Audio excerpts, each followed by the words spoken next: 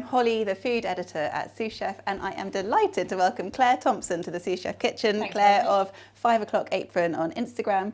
Today you are going to share with us the power of porcini, in line with your brand new cookbook, Mushroom, which we're really excited about. I'm going to cook 3 different dishes with porcini, which is one of my favourite wild dried mushrooms. Why is porcini different to others? What is a porcini mushroom? It's a cep, sometimes known as cep or porcini. They're a lovely, lovely thing, but I don't think many people can get hold of fresh ones in their kitchen, which is why dried porcini, I would say, are one of my staple store cupboard ingredients. Tell us what we're going to be cooking. So we're going to do a Miso porcini butter. It's just a really good butter to have in your fridge. You can throw it in a baked potato or in a pasta or on vegetables or fish. And then we've got a porcini bread sauce, which is a great thing for Christmas and also this time of the year. A bread sauce is a thing of beauty, much maligned, but add some porcini in there and you've got something really delicious and rich and fragrant and sort of has that lovely umami. And then we're also going to make a pesto with a bit of truffle oil, not too much, and some dried porcini. So first up, we're going to make the milk for the bread sauce. Bread sauce is such an old-fashioned I thing, love bread isn't it? sauce so much. I mean, no roast chicken is complete without a big dollop of bread sauce. So this recipe particularly excites me. I think it's Yes. going to be So really you're going to exciting. have, well, an onion that you're going to stud with cloves or shallots. You're making a flavoured milk that you're going to then use breadcrumbs and the porcini stock to thicken. Peppercorns and shallots and some bay leaves. And we're going with 500 mils of milk and we're just going to pop that on to sort of imbue. Then we've got some shallots that we're going to cook down in a bit of butter.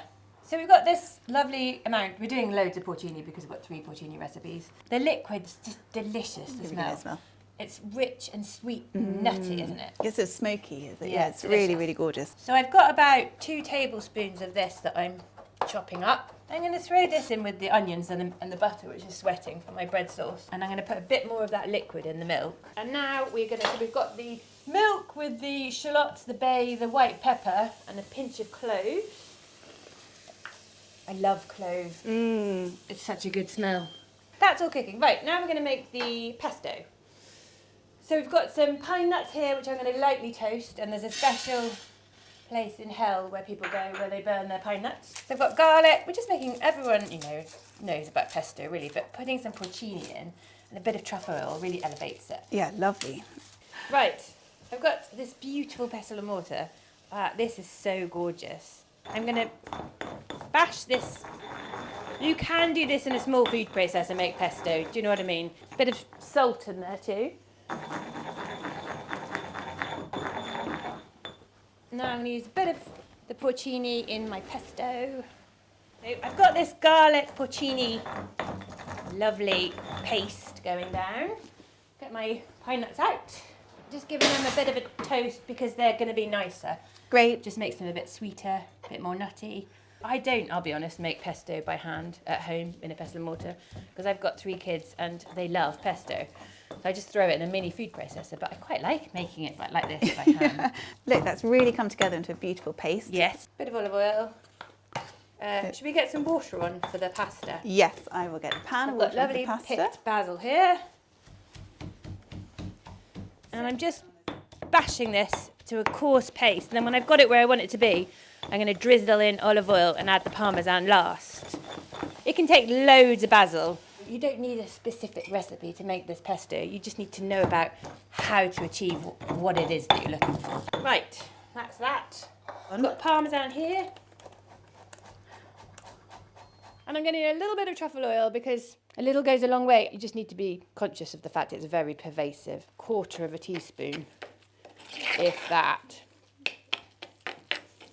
And it's always surprising how much oil a pesto can take, really. Adding it bit by bit is the way forward. So next up, I'm going to strain my milk, which is infused. So we've got the bay leaves, the shallots, the cloves, and the white pepper into there. Then we've got this lovely liquid.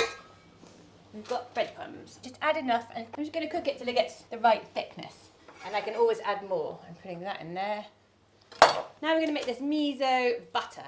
So miso and porcini feels like a really natural marriage. So how Yes. did you put those two together? I love miso, to be honest. And miso and butter is a secret weapon Yum. for so many things because it's got that delicious salty umami flavour. So you're going to have finely diced shallot. It needs to be shallot because it's not so strong and it's got that sweeter profile. Right. And I'm going to pop this in a saucepan with some vinegar. Lovely. So I've got this, again, I'm finely chopping. The stock you could use for, I mean, all Yes. sorts of things, couldn't In you? lieu of anything that calls for stock. So that in a risotto using the stock would be incredible. Making like vongole and using a splash of the liquid in with the clams to cook would also be delicious. Yum. So we've got our pesto, just so thirsty for oil. But this will last in the fridge. If you store pesto under oil, it'll last no probs, like up to 3 weeks in the fridge. That's a good tip. The bread sauce is already there. Brilliant. So I'm going to season this. I'm just going to add a big knob of butter into that because this is such a cheap thing to make, but it's luxurious because you're using the porcini, you're using lots of butter. And that's what I love about cooking, is like building flavour from the beginning to the end. So miso, this mixed into butter, which is sweet and creamy and lactic, and that, which is like sweet, nutty, boozy. It's a good combo. Good ingredients that sort of talk to each other, don't they? Really good. If you store this in a sort of twist of greaseproof, it will last in the fridge for like easily 3 weeks. You're making this really peppery. I'm going to throw a bit of this liquid in my bread sauce to reduce it. So that is looking delicious again. Should we get a sieve and look at the sediment in here? This is how I would do it a few times. And you can see, Yes. I'll show. You can see, like, if I'm losing a teaspoon of liquid, I'm all right with that. Right, our pasta is cooked Yes, great. So we're and gonna drained. just spoon some of this through. Should have kept a little mouthful of the water back. This smells delicious. Yum, look. God, that looks so tasty. Doesn't it? I'm going to plate this up. I think we're ready to start. Yeah, great. Great. I'm just going to cool this down by putting it on a tray. Otherwise, if I put this really hot into that, it's going to melt my butter. That smells so delicious. It's making my eyes really water, but I'm good with that. So that looks good. A bit more parmesan on top. Bit more parmesan I can do.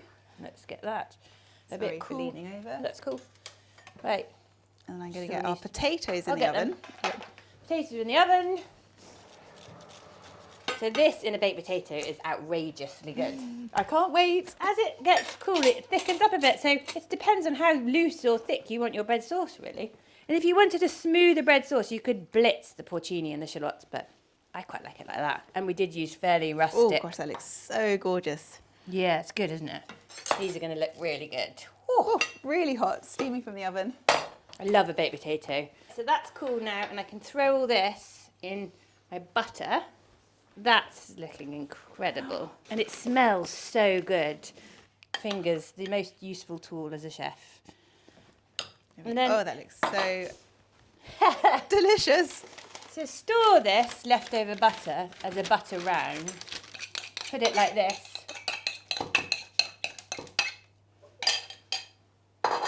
Roll it like a butter round.